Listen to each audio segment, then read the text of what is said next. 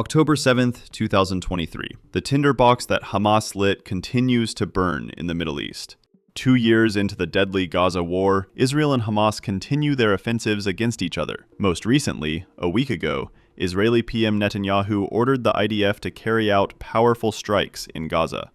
It appears that the Trump-brokered ceasefire is not working, despite Trump's repeated threats to Hamas of disarming them forcefully and violently. Even with the truce failing, Israelis are holding PM Netanyahu accountable for Hamas taking Israeli hostages, while the world is cornering the Israeli Prime Minister for Gaza genocide and boycotting him during his UNGA speech. Yet, Trump has got friend Netanyahu's back unabashedly. President Trump's soft corner for Bibi is neither new nor unusual. Both leaders have never shied away from expressing fondness and showcasing strong Israel-US ties at various events. This time, it's not at an event. Trump made a significant statement about Israeli PM Benjamin Netanyahu in his 60-minute interview with CBS, which is already making headlines for multiple reasons. In the hour-long interview, Trump said that Washington will be involved in Netanyahu's long-running criminal trial to get him out. He also argued that the Israeli PM has been mistreated by the law enforcement authorities, and that it's unfair. He's fine. Look, he's a wartime prime minister. I worked very well with him. Yeah, I had to push him a little bit one way or the other. I think I did a great job in pushing. He's a very talented guy. He's a guy that has never been pushed before, actually. And that's the kind of person you needed in Israel at the time. It was very important. I don't think they treat him very well. He's under trial for some things, and I don't think they treat him very well. I think it should, we'll be involved in that to help him out a little bit, because I think it's very unfair. But he's a wartime prime minister. I pushed him. I didn't like certain things that he did, and you saw what I did about that. I also stopped, we knocked the hell out of Iran, and then it was time to stop, and we stopped. Donald Trump in an interview with CBS. In recent months, Trump has downplayed the allegations against Netanyahu multiple times on several occasions. Netanyahu faces trial for bribery, fraud, and breach of trust. During a speech at the Knesset last month, Trump even urged President Isaac Herzog to grant Netanyahu a pardon. In the same interview with CBS, Trump also indirectly acknowledged that he encouraged Netanyahu to apologize to Doha for the Qatar strikes and to accept a ceasefire after more than 2 years of conflict, emphasizing that he had maintained a good relationship with Netanyahu. Since returning to the White House in January, the U.S. president has granted 59 pardons, including to individuals convicted of participating in the January 6, 2021 Capitol riots following his election loss. However, it will be interesting to see how U.S. involvement in Netanyahu's criminal trial unfolds and how Trump's power play will impact the verdict. But every president for decades said, we're going to do it. The difference is I kept my promise and officially recognized the capital of Israel and moved the American embassy to Jerusalem.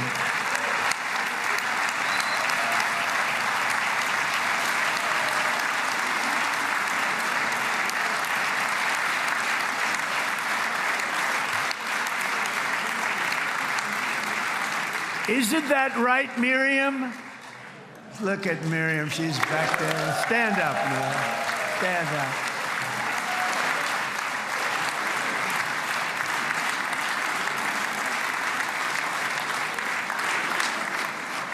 Miriam and Sheldon would come into the office. They'd call me. He'd call me. I think they had more trips to the White House than anybody else I can think of. Look at her sitting there so innocently.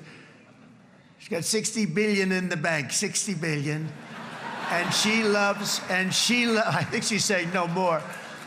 And she loves Israel, but she loves it, and they would come in, and her husband was a very aggressive man, but I loved him.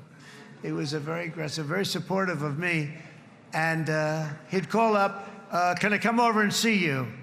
I say, Sheldon, I'm the President of the United States. It doesn't work that way. He'd come in, But they were very responsible for so much, including getting me thinking about Golan Heights, which is probably one of the greatest things to ever happen to Israel.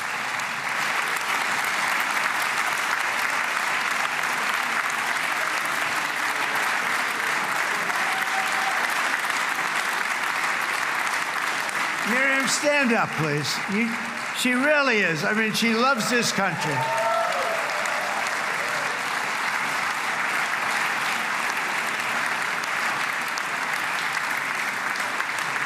She loves this country. Her and her husband are so incredible. We miss him so dearly.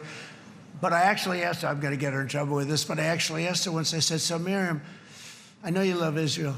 What do you love more, the United States or Israel? She refused to answer. That might mean Israel, I must say. We love you. Thank you, darling, for being here. That's a great honor. Great honor. She's a wonderful woman.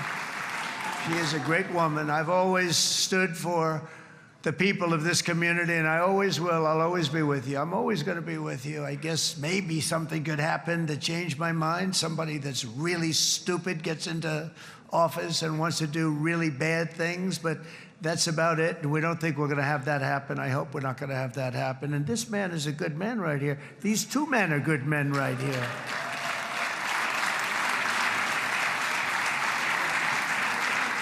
Hey, I have an idea. Mr. President, why don't you give him a pardon? Give him a pardon. Come on.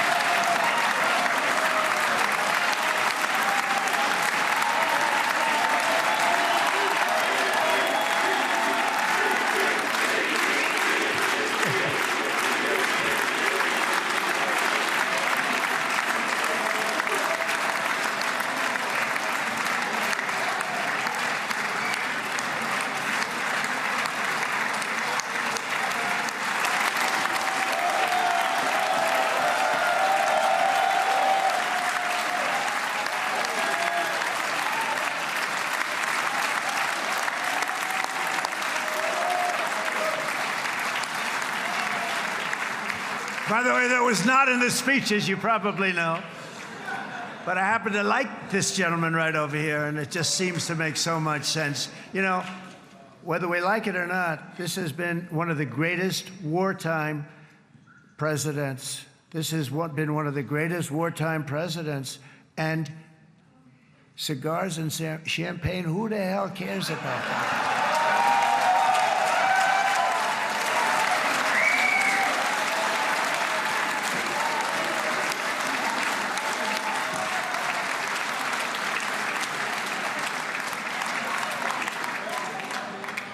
All right, enough controversy for the day, right? Actually, I don't think it's very controversial. So, you know, I mean, I see so popular. You are a very popular man. You know why? Because you know how to win.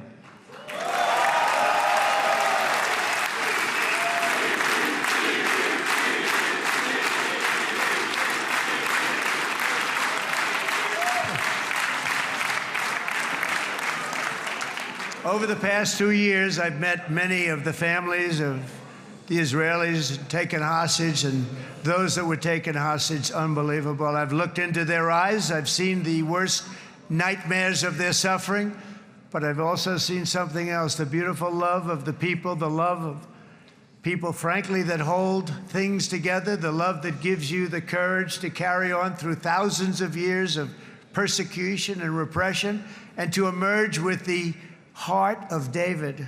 It's the heart of David.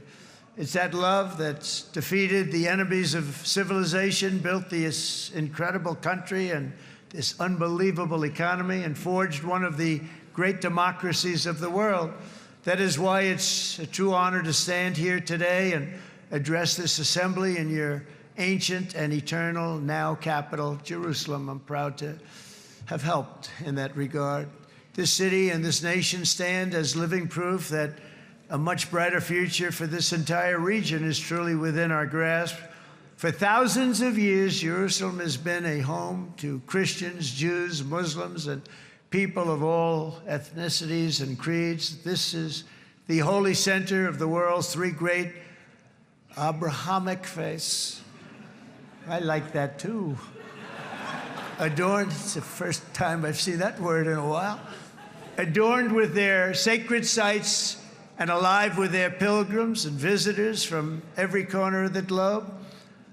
But here between the Western Wall, the Temple Mount, and the hill called Calvary, people of every faith and background live, work, pray, serve, and raise their families side by side, and they do it with love. This example is just one of the modern miracles that Israel has given to the world. And just in closing, the leaders in this chamber know better than anyone else the challenges of this harmony, and it's been easily won. No, it hasn't. It has not been. It's been so tough, but it has been, some say, a miracle. What you've done is a miracle. Look at your size. Look at your chances when it all started. And you know, if you think about it, you are safer today, stronger today, and more respected today than at any time in the history of Israel. Think of it.